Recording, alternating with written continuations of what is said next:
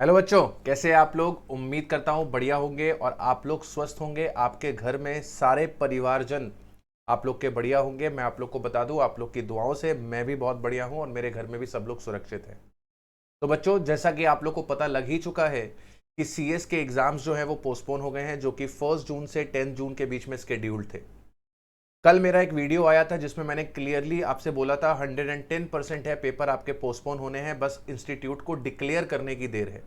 तो फाइनली आज इंस्टीट्यूट ने डिक्लेयर कर दिया है। और जो सबसे अच्छी बात लगी मेरे को नोटिफिकेशन की, वो ये लगी कि उसने आपको अगली कोई डेट नहीं दी है।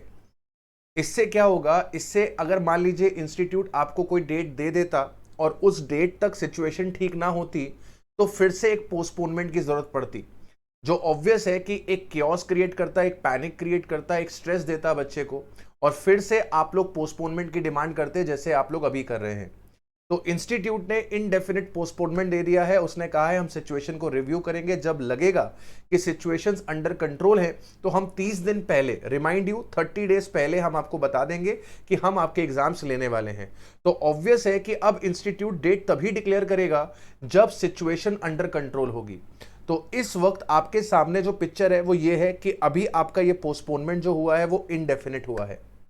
अब अगर हम लोग एनालाइज करें कि सर एक टेंटेटिव डेट क्या हो सकती है, क्योंकि आज हमें कुछ तो एक डेट दिमाग में रखनी पड़ेगी, कुछ एक नई स्ट्रेटजी हमें डिवाइस करनी पड़ेगी जिसके बेसिस पे अब हम आगे बढ़ेंगे। अब ऐसा तो है नहीं कि पेपर पोस्टपोन हो गए तो मौज करना शुरू कर दें, क्योंकि पेपर आज नहीं तो कल तो होने हैं। लेकिन वो कल कब आ सकता है, अगर उसको हम एनालाइज करें, प्रिडिक्ट करने की कोशिश करें, तो समझते हैं कि अभी हम लोग खड़े हैं 4 मई के आसपास और सिचुएशन अभी आउट ऑफ कंट्रोल है। सिचुएशन अभी आउट ऑफ कंट्रोल है। अगर भगवान की कृपा हो जाए और सब कुछ जल्दी से जल्दी ठीक हो जाए, दैट मींस कि कम से कम 2 महीना तो लग जाएगा कि सिचुएशन कंट्रोल में आ जाए। अभी से अगर ग्राफ नीचे गिरना शुरू हो कोरोना का और सब कुछ ठीक होना शुरू हो जाए, आपको 2 महीने लग जाएंगे सिचुएशंस को स्टेबल होते होते। 2 महीने का मतलब है कि आपका मई और जून, जून एंड तक हो सकता है कि सिचुएशन ठीक हो जाए। होने नहीं वाली है। हम एक मान रहे हैं कि अगर एक बढ़िया सिनेरियो लेके चलें, हम एक अच्छी कंडीशन लेके चलें कि सब कुछ एकदम भला चंगा हो जाता है कंट्री के अंदर, तो it will take around 2 months to control the situation. ठीक है, 30 जून तक अगर सिचुएशन कंट्रोल हो जाती है और 30 जून को आईसीएसआई एक नोटिफिकेशन देता है कि मैं आपके पेपर लेने वाला हूं, तो वो पेपर 30 दिन से पहले नहीं ले पाएगा। मतलब गिरी हालत में आपके पेपर एंड ऑफ जुलाई से पहले स्टार्ट नहीं हो सकते। ठीक है, अब एंड ऑफ जुलाई के आसपास अगर आईसीएआई ने अपनी डेट्स डिक्लेयर कर दी तो ये आपका और शिफ्ट हो जाएगा और ये अराउंड मिड ऑफ अगस्त तक जाएगा। ठीक है, तो जो मेरा प्रिडिक्शन कहता है कि ये जो सिचुएशन चल रही है, इस सिचुएशन को देखते हुए 15 अगस्त से पहले आपके पेपर्स कमेंस नहीं हो सकते। तो you will be having 3.5 months in your hand. 3.5 महीना है अभी आपके पास। पूरा मई पड़ा है, पूरा जून है, पूरा जुलाई है और 10 से 15 दिन अगस्त के हैं। ठीक है, अब कई लोग आप में से कहेंगे सर आप इतना श्योर कैसे हो। बेटा मैं श्योर नहीं हूं, मैं जो कंडीशंस देख रहा हूं उसके बेसिस पे प्रिडिक्ट कर रहा हूं। हो सकता है मैं गलत हूं, लेकिन किसी भी हाल में आपके एंड ऑफ जुलाई से पहले पेपर नहीं हो सकते। I can give this you in writing, that's it, कि मैं ये आपको लिख के दे सकता हूं कि आपके पेपर किसी भी हाल में 31 जुलाई से पहले स्टार्ट नहीं होने वाले हैं। तो सर अब हमें क्या करना चाहिए, आप हमें क्या एडवाइस करते हो। बेटा अगर आपकी प्रिपरेशन अच्छी नहीं थी तो ये भगवान का आपको वरदान है, आप इस एक्सटेंडेड पीरियड को प्रॉपर तरीके से यूटिलाइज करिए और अपनी प्रिपरेशन को अच्छे से करिए।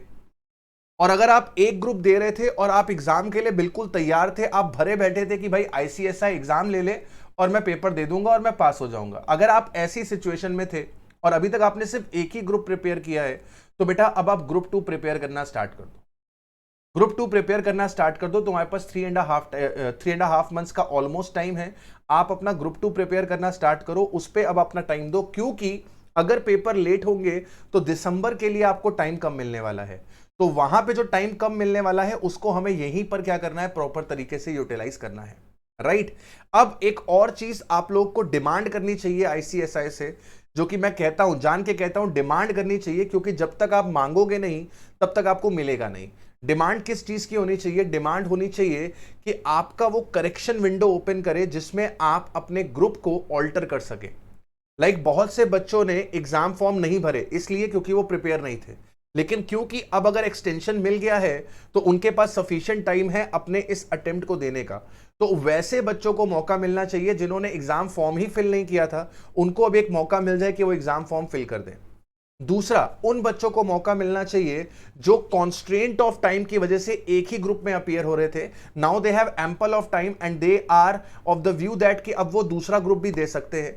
तो उनके लिए भी करेक्शन विंडो ओपन होना चाहिए कि वो अपना ऑल्टर कर सकें कि वो एक ग्रुप की जगह आप 2 ग्रुप देना चाहते हैं। ऑब्वियस है जो भी एक्स्ट्रा फीस है वो इंस्टीट्यूट चार्ज कर ले, लेकिन आपको एक एडिशनल ग्रुप देने की परमिशन जो है वो देनी चाहिए।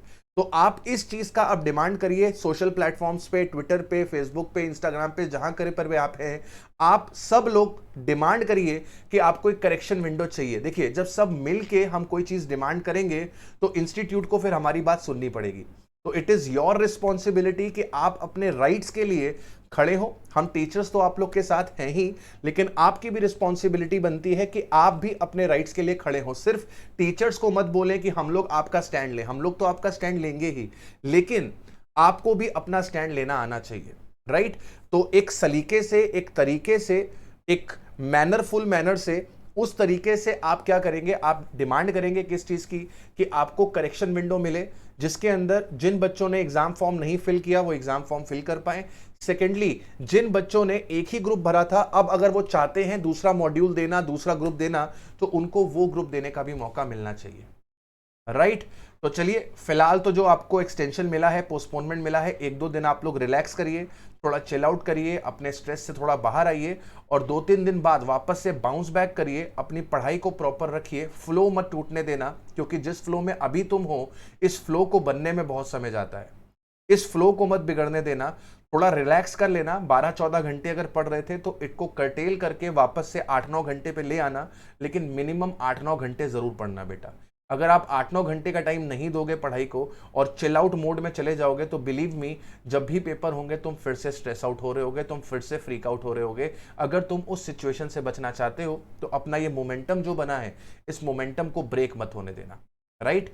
चलिए, इसीलिए अब अभी हम लोग यहां से विदा लेते हैं। अपना ख्याल रखिए, सुरक्षित रहिए, घर वालों का ध्यान रखिए। Bye bye, have a nice day.